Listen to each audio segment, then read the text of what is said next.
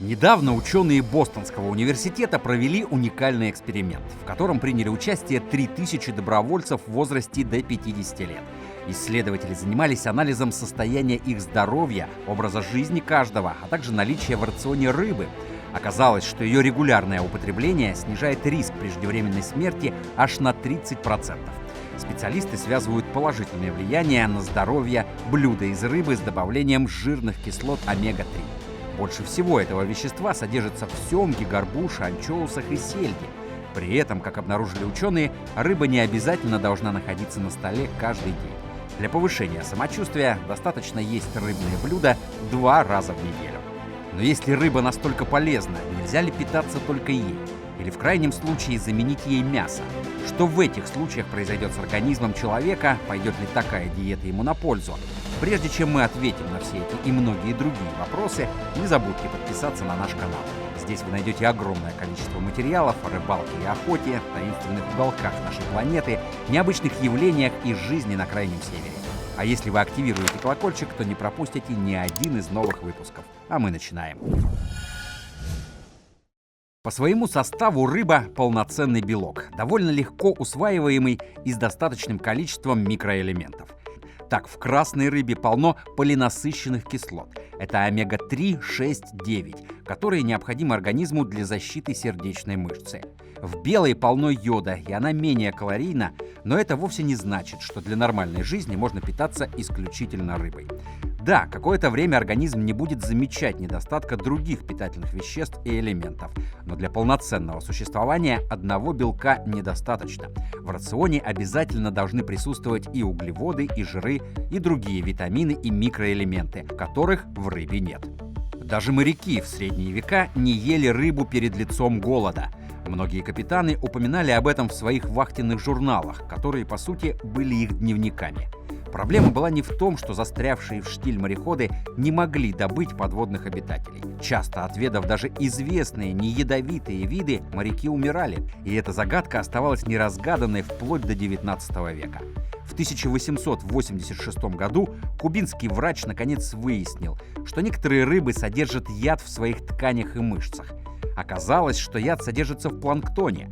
Некоторые рыбы могут есть его без вреда для здоровья, так что яд накапливается внутри тела. По мере того, как рыбы растут, количество яда увеличивается. Помимо этого, употребление в пищу рыбы могло сильно повлиять на моряков. Исключительно белково-ориентированное питание плохо сказывается на здоровье почек, и если длительное время не получать другие необходимые витамины и минералы, то это может привести к цинге и летальному исходу. Нашему телу необходимо постоянно восполнять дефицит клетчатки, которая содержится в основном в овощах и фруктах. Ее отсутствие может привести к нарушению микрофлоры, к дисбиозу и нарушениям перистальтики кишечника, а это, в свою очередь, приводит к запорам. Если не употреблять овощи и фрукты около полугода, начнутся еще более серьезные проблемы. В первую очередь ухудшится зрение.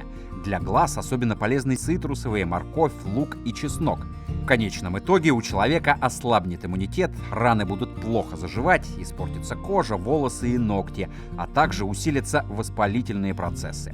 Дело в том, что пектин, клетчатка и целлюлоза, содержащиеся во фруктах и овощах, помогают почкам и печени выводить из организма токсины. Увы, даже в самой полезной рыбе этих веществ нет. Поэтому фрукты и овощи ни в коем случае нельзя исключать из рациона. А как же БАДы и витамины?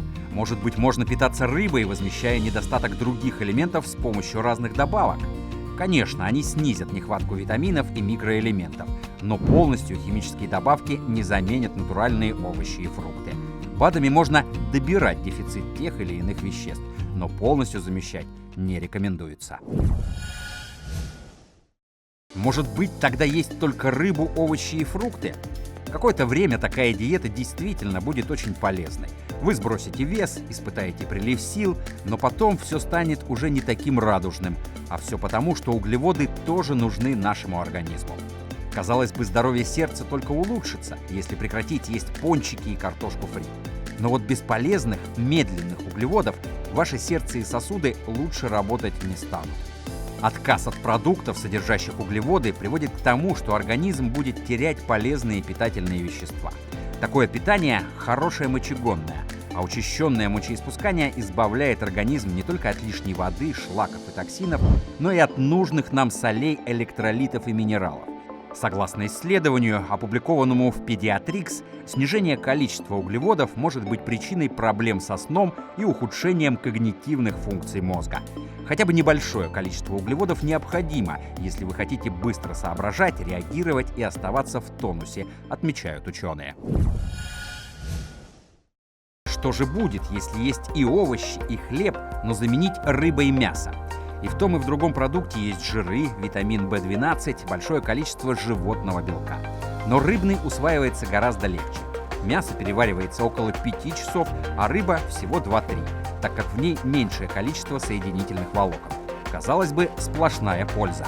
Но железо из мяса рыбы усваивается намного хуже, чем из мяса животных. Соответственно, при такой диете есть риск заработать пониженный гемоглобин. Поэтому полностью заменить мясо рыбой возможно, но нужно будет восполнять дефицит железа другими продуктами. От рыбной диеты вы станете энергичнее и даже похорошеете. За счет омега-3 и витаминов в составе рыбы улучшится состояние кожи, волос и ногтей, а витамины А, В, Д, калий, фосфор, магний, натрий и селен благоприятно влияют на работу мозга, так что вы станете и сообразительнее, и даже чуть счастливее. Витамин В12, которого достаточно в рыбе, влияет на выработку гормона счастья серотонина. Состояние костей и зубов улучшится за счет витамина D и фосфора. Лучше всего помогают восполнить дефицит фосфора семга и сельдь. А сочетание омега-3 с другими полезными элементами значительно снизит риск инсульта и инфаркта. Также понизится уровень вредного холестерина, а значит, вероятность появления бляшек на стенках сосудов снизится. Но избыток элементов тоже может быть вреден. Например, в некоторых морепродуктах в избытке витамин А или йод. Так что важно отслеживать количество съеденной за день рыбы. К тому же людям с нарушением функции щитовидной железы вообще противопоказано есть продукты с большим содержанием йода. Для всех остальных людей диета, при которой из рациона исключается мясо и птица, но остается рыба, морепродукты, яйца и молочные продукты в качестве источников животного белка, никаких рисков для здоровья не несет. Одна из самых здоровых систем питания, средиземноморская, как раз включает рыбу, морепродукты и сыр в качестве источника животного белка. Но чтобы окончательно удостовериться в ее безопасности, необходимо учесть множество факторов: возраст, уровень физической активности, стиль жизни, состояние здоровья. И напоследок пара советов для тех, кто решит отдать предпочтение рыбе перед другими продуктами. Во-первых, не забывайте про разнообразие. Чередуйте белую и красную рыбу, жирную и диетическую, добавляйте морепродукты в свой рацион, изучайте новые рецепты. Не перебарщивайте с количеством съеденной рыбы и учитывайте свои противопоказания. А вы когда-нибудь пробовали сделать рыбу основой своего питания? Расскажите в комментариях, как это было и что из этого вышло. А еще не забудьте подписаться на наш канал и активировать колокольчик, чтобы не пропустить ничего интересного. Предлагайте свои темы для наших новых выпусков. Мы обязательно выберем самые интересные из них. С вами был канал Ямал Медиа. До новых встреч!